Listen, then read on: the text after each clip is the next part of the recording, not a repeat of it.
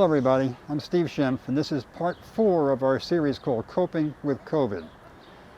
And we all need to cope with COVID. It's here, it's going to be around for a long time, so we need to learn what to do. So today I want to talk about, I think, a really important topic. One is, how can we boost our own immune system to help ward off the infection should we happen to get it, or should we come in contact with the virus? And if we should happen to become infected, how can we keep our immune system as in greatest shape as possible to, again, beat it back? None of us want to end up in the hospital. None of us want to be on a ventilator. We want to be as healthy as possible. The other thing is, a lot of people are now just kind of coming off, if you will, a sheltering in place period of a couple of 3 months. And for many people that meant not eating quite the same, maybe too many desserts, maybe a little bit more processed food than usual. Not getting as much exercise, more sedentary, gyms are closed, the fitness centers closed. A lot of stress.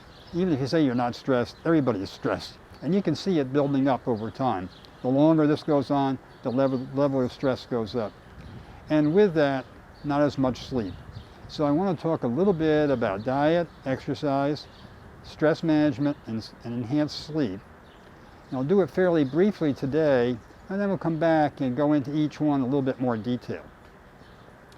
So let's start with diet. The basics are really simple.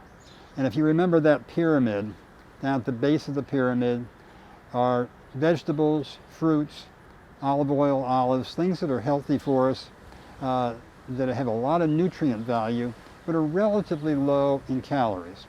So what you want to have is a lot of dark green leafies, kale, collards, dandelion, arugula, spinach. You want to have other vegetables, a multitude of different colors, multitude of different types, and cook them all in different ways. And you don't have to do them all in the same day, of course, but spread them out over the course of a few days to a week. That's really important. Then you want to add in some seeds and nuts. They have very healthy oils, plus other nutrients in them. Beans and lentils are very healthy. I mentioned already oils that come in foods like the nuts and seeds, but also avocados. You don't think of an avocado as having oil in it, but it actually has got a lot of very healthy oil in it. Olives and then olive oil. Next up on that graph are fish, especially fin fish. So salmon, mackerel, even the lowly sardine, they're all, and many other fish. If it's a fin fish, it's good. The ones I mentioned happen to have the greatest amount of those omega-3 fatty acids, which we really need to keep everything functioning, especially our brains, by the way. Above that is dairy. Above that is poultry. Above that, we're getting toward the top now, is red meat. I'm not saying you should never have red meat. It's just that when you have it, keep it to a small amount. You've heard this before, something about the size of a deck of cards. It would be about the right amount. And then finally, at the very top of that, at the top of that triangle is sugar. And if you think about the top of that, that should be very, very little. But it turns out most of us eat way, way, way too much. It's hidden in all sorts of foods. So, yeah, there's some sugar in fruit, but that's natural. I'm talking about added sugar into things like pies and cakes and cookies and pastries, candy, and it's in so many different things, cereal even. So that's quick on diet.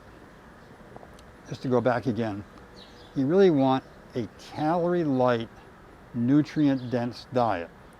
That really means a lot of vegetables. So think of your plate not as, the way I grew up was, you had a nice slab of meat and a little bit of potato over here and a little bit of vegetable over here, maybe some gravy on the potato. No, what you really want to have is about 2/3 of that plate with vegetables, and the rest, that small piece of whether meat, fish, whatever, and that should be your plate, if you will. And for drink, of course, number one is water, but other things like tea, coffee are fine.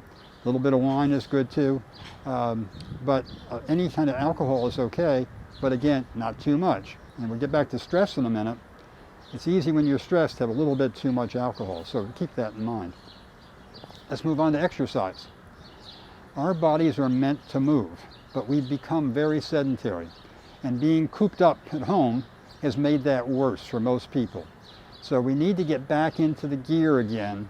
And if you have to do it at home, if the gym isn't open, whatever, find a way to get more exercise. First thing is just go out for a walk every day, no matter what. I know you hear about 10,000 steps a day. That's not necessary. Around 7,000 would be very good. But even if it's only 5,000, that's okay. It also depends upon do you have a long stride or a short stride.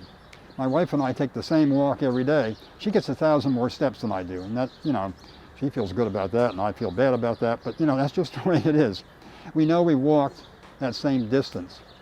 Other people would just say, other physicians would say, hey, it's not the steps, it's the time. If you can get out for 30 to 40 minutes, that's enough aerobic exercise. And you don't have to run, you don't have to swim, you don't have to pedal a bike hard. What you just need to do is get out and move. Walking is fine. Now, I'm not ambling along slowly. If you stop to talk to somebody, that's fine, but then make up that to get your full 30 to 40 minutes. And we also need what are called resistance exercises. Pump a little iron, if you will. Okay, so if you're in your home, you don't have a lot of opportunity to do that, but you do. There's a number of exercises that you can do, pretty straightforward. There's push-ups, there's sit-ups, there's pulling in this muscle right here.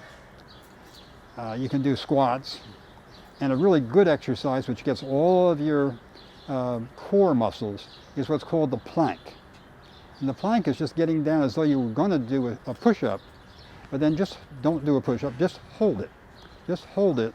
See if you can go 30 seconds, and then get better, go 60 seconds, get better, go 90 seconds, get better, go 120 seconds. You get better, with time you'll be able to get up to, reasonably high number. That's a very good exercise. So do those if you can't get out to a fitness center or gym. So now let's go on to stress. As I mentioned, we're all stressed. People say they're not stressed, they're not telling the truth because they don't know. We don't know when we're chronically stressed. But when we are chronically stressed, or we often don't know, that just pours out chemicals into our body at a sort of a rate all day long, all night long. And these are chemicals that cause inflammation, affects our heart, affects our brain, affects joints, it affects our GI tract, it affects everything.